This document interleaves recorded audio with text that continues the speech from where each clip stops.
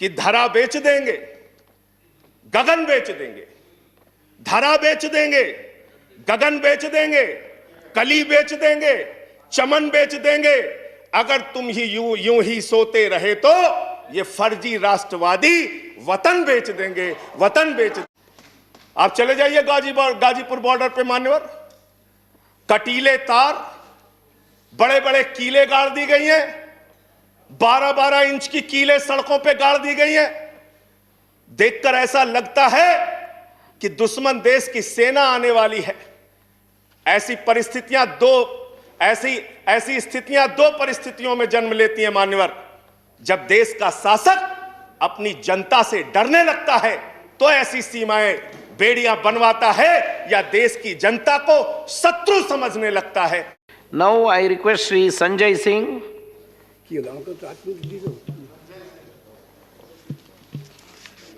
धन्यवाद मान्यवर, आपने इस अति गंभीर विषय पे मुझे अपनी बात कहने का मौका दिया। मान्यवर, मैं महामहिम राष्ट्रपति जी के अभिभाषण के विरोध में अपनी बात कहने के लिए खड़ा हुआ हूं और मैं दुष्यंत कुमार की चंद पंक्तियों से अपनी बात शुरू करना चाहता हूं कि हो गई है पीर पर्वत सी पिघलनी चाहिए, हो गई है पीर पर्वत सी पिघलनी चाहिए, इस हिमालय से कोई गंगा निकलनी चाहिए और सिर्फ हंगामा खड़ा करना मेरा मकसद नहीं, मेरी कोशिश है कि ये सूरत बदलनी चाहिए। आज मुल्क में जो हालात है किसान के मान्यवर, आज क्या हालत कर दी गई है इस देश में। पिछले 76 दिनों से किसान आंदोलन पर है, उनके ऊपर लाठियां चलाई गई, आंसू गैस के गोले छोड़े गए, बूढ़े किसानों की आंखें फोड़ दी गई, कड़कती ठंड में पानी की बौछारें की गई, उनको आतंकवादी कहा गया, उनको गद्दार कहा गया, उनको खालिस्तानी कहा गया मान्यवर, उनको अपमानित किया गया। यहां तक कि भारतीय जनता पार्टी के एक विधायक ने कहा ये किसान नहीं आतंकवादी हैं, इनको शूट कर देना चाहिए और अगर दिल्ली पुलिस नहीं कर पाती तो मैं इनको जूतों से मारूंगा, जूतों से मारूंगा। ये भाजपा के लोग कह रहे हैं मान्यवर। इस देश के अन्नदाता जो आपको अनाज पैदा करके आपका पेट भरते हैं, आप उनको जूतों से मारने की बात करते हैं। 11 दौर की आप वार्ता कर चुके, सारी की सारी वार्ता फेल। आप कहते हैं मैं एक फोन कॉल की दूरी पर हूं। मैं पूछना चाहता हूं क्या इस सरकार के पास कॉल करने के लिए 2 रुपए भी नहीं है? अरे 2 रुपए नहीं है तो हम लोगों से ले लो, लेकिन कॉल कर लो किसानों को, कॉल कर लो किसानों को। उनकी पीड़ा चरम पर पहुंच चुकी है मान्यवर। 165 किसानों ने अब तक अपनी शहादत दी है। आप जाइए गाजीपुर बॉर्डर पे, वहां पे 97 साल के इलम सिंह आपको मिलेंगे। उनके 2 बेटे फौज में हैं, रो रो के कहते हैं मुझे इस उम्र में उग्रवादी कहा जा रहा है, नक्सलवादी कहा जा रहा है। उनकी पीड़ा है मान्यवर। आप जाइए टीकरी बॉर्डर पे, आप जाइए सिंगू बॉर्डर पे, पीड़ा के साथ वो लोग कहते हैं शहीद आजम भगत सिंह के वंशजों को, शहीद लाला लाजपत राय के वंशजों को, जलियांवाला बाग कांड में शहादत देने वालों के वंशजों को आप खालिस्तानी कह रहे हैं, आतंकवादी कह रहे हैं, उनको अपमानित करने का काम कर रहे हैं। मैं आपसे पूछना चाहता हूं क्या दुश्मनी है आपकी इन अन्नदाताओं से? चलिए सब कुछ कर लिया आपने, अब तो कम से कम उनके ऊपर दया कीजिए और ये तीनों काला कानून वापस लेना ही पड़ेगा, आपको लेना चाहिए। अब आपने जुल्म की इंतहा कर दी है। आप चले जाइए गाजीपुर बॉर्डर पे मान्यवर, कटीले तार, बड़े बड़े कीले गाड़ दी गई हैं, 12-12 इंच की कीले सड़कों पे गाड़ दी गई हैं। देखकर ऐसा लगता है कि दुश्मन देश की सेना आने वाली है। ऐसी स्थितियां दो परिस्थितियों में जन्म लेती हैं मान्यवर। जब देश का शासक अपनी जनता से डरने लगता है तो ऐसी सीमाएं बेड़ियां बनवाता है या देश की जनता को शत्रु समझने लगता है, तब ऐसी बेड़ियां लगवाता है। यह हो रहा है मान्यवर। आज इनके जुर्म के कारण हिंदुस्तान के महान किसान नेता बाबा महेंद्र सिंह टिकैत के बेटे राकेश टिकैत को रोना पड़ा और यह कहना पड़ा कि भाजपा के लोग घेर कर हमें लाठियों से पीटना चाहते हैं। यह आप करा रहे हैं, यह आप करा रहे हैं। आप डेमोक्रेसी की बात यहां पर करते हैं, आप आजादी की बात यहां पर करते हैं। आपने इस देश की हालत यह बना रखी है कि राजदीप सरदेसाई जैसे वरिष्ठ पत्रकार के ऊपर आपने मुकदमे दर्ज करके पत्रकारिता को भी दबाने और उसको कुचलने का काम किया।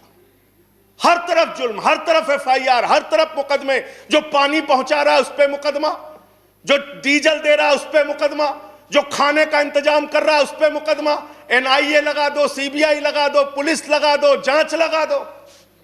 अरे वो आपके देश के नागरिक हैं। आप कहते हैं किसानों को यह बिल समझ में नहीं आया, हम बड़े समझदार हैं, आइए हम आपको किसानी बिल समझाएंगे। मान्यवर, इनकी समस्या यह नहीं कि किसानों को यह बिल समझ में नहीं आया, इनकी समस्या यह है कि किसानों को यह बिल समझ में आ गया है और अब ये तीनों काला कानून वापस चाहते हैं किसान। आप बड़े अक्लमंद समझते हैं अपने आप को। अरे किसान को इतना मूर्ख मत समझिए भाजपा के लोगों। वो बिगड़ैल बैल की नाक में नकेल डालते हैं, आपकी सरकार के नाक में भी नकेल डाल देंगे, चिंता मत कीजिए। मैं यहां सुन रहा था मान्यवर, मुझे बड़ा आश्चर्य हुआ। सारी की सारी भारतीय जनता पार्टी की सांसद जितने भी नेता बोल रहे थे, कह रहे हैं कांग्रेस पार्टी ने 2019 के घोषणा पत्र में इसको लिखा था। यह बिल तो कांग्रेस पास करना चाहती थी। जीएसटी की बात करो, यह बिल तो कांग्रेस करना चाहती थी, हम इसलिए इसको कर रहे हैं। लेकिन वो सांसद यह बताना भूल गए कि जब यह बिल कांग्रेस लेकर आई थी तो उस समय स्वर्गीय अरुण जेटली जी ने और स्वर्गीय सुषमा स्वराज जी ने उस समय बिल का विरोध किया था। और कांग्रेस ने अगर 19 के घोषणा पत्र में इस बिल को शामिल किया था तो उनको तो 55 पे पहुंचा दिया, आपने तो लागू कर दिया, आपको 5 पे पहुंचा देगी। इस देश की जनता 5 पे पहुंचा देगी। इसलिए अगर आप कांग्रेस के सपनों को पूरा करने के लिए आए हैं तो जनता को भ्रमित मत कीजिए। अपनी पार्टी का नाम बदलकर भारतीय जनता पार्टी से कांग्रेस पार्टी कर लीजिए। कांग्रेस ए हो जाए, कांग्रेस बी हो जाए, जनता प्रचार करे। आप लोग समझें आप क्या कहना चाहते हैं, जनता तय कर लेगी। मान्यवर, इस बिल में क्या क्या लिखा है वो बातें आपको बता के और थोड़ी बातें कह के अपनी बात खत्म करूंगा। असीमित भंडारण की छूट दी गई है इन बिलों में। और वो क्यों दी गई है?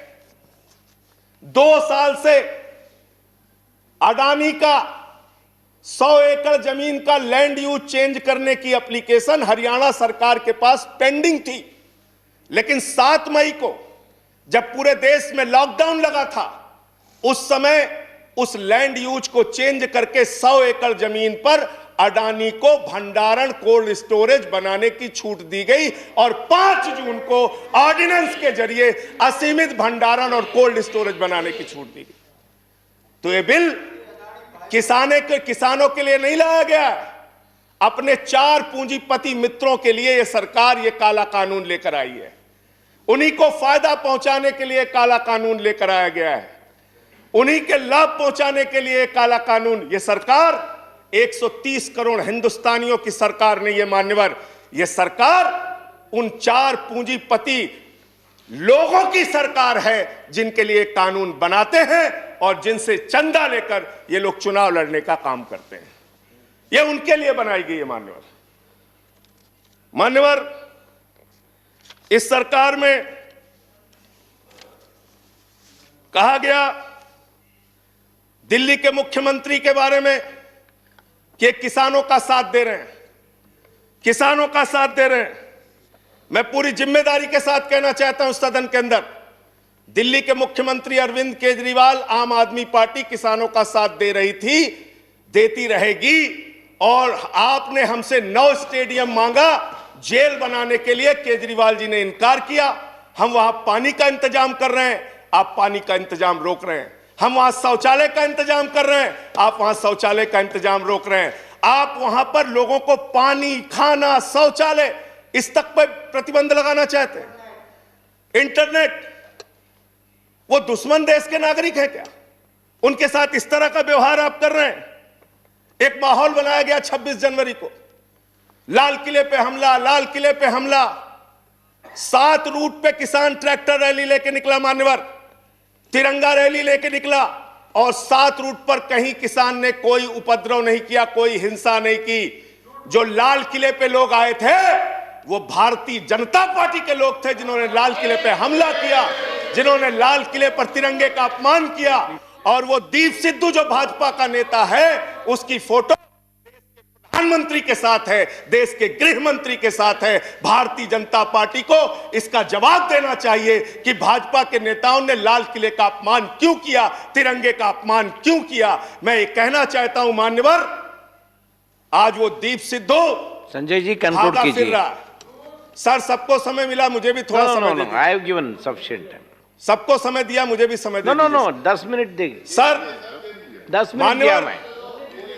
मान्यवर दीप सिद्धू भाजपा का नेता वो फरार है, जिसने लाल किले पे हमला किया, जिसने तिरंगे का अपमान किया।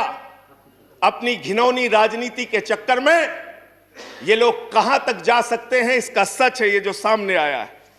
आप एमएसपी देने की बात कहते हैं, आप कहते हैं हम इस देश के किसान को एमएसपी देंगे। बड़ी अजीब बात है मान्यवर, इस देश के किसान को एमएसपी देने के नाम पर क्या कर रहे हैं ये? मैं उत्तर प्रदेश की खबर बता रहा हूं। 10 धान के क्रय केंद्रों पर 10 अधिकारियों के खिलाफ एफआईआर हुई, क्योंकि क्रय केंद्र में खरीद में एमएसपी में गड़बड़ी की गई। इसी तरीके से 1 रुपए किलो गोभी बिक रही थी, तो किसान ने अपनी गोभी पे ट्रैक्टर चला दिया। उत्तर प्रदेश की खबर। बरेली के अंदर उत्तर प्रदेश में 3 करोड़ की धान खरीद हो गई कागजों पे, किसान का पता तक नहीं है।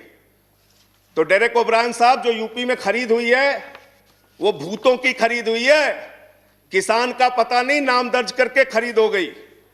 4 साल में गन्ना किसानों पे मात्र 10 रुपए इन्होंने बढ़ाया है उत्तर प्रदेश के अंदर, मात्र 10 रुपए मान्यवर।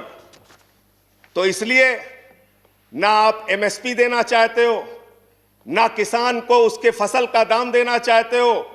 असीमित भंडारण की छूट देकर आपने पूंजीपति मित्रों को यह सुविधा दे दी कि सस्ते में किसान से अनाज खरीदेंगे, सस्ते में किसान से फल खरीदेंगे, सस्ते में किसान से सब्जियां खरीदेंगे, उसका बड़े बड़े स्टोरेज में भंडारण करेंगे, जमाखोरी करेंगे, और जब बाजार में फल सब्जियों की कमी हो जाएगी, अनाज की कमी हो जाएगी, तो महंगे दामों में जनता को बेचेंगे। यानी आपने महंगाई को, जमाखोरी को, कालाबाजारी को इस बिल के माध्यम से लीगलाइज करने का, वैधता प्रदान करने का काम किया है। इस देश में महंगाई बढ़ाने का काम किया है, उसका रास्ता आपने खोला है। इसलिए भी ये बिल, तीनों का तीनों काला बिल वापस लिया जाना चाहिए। Thank you.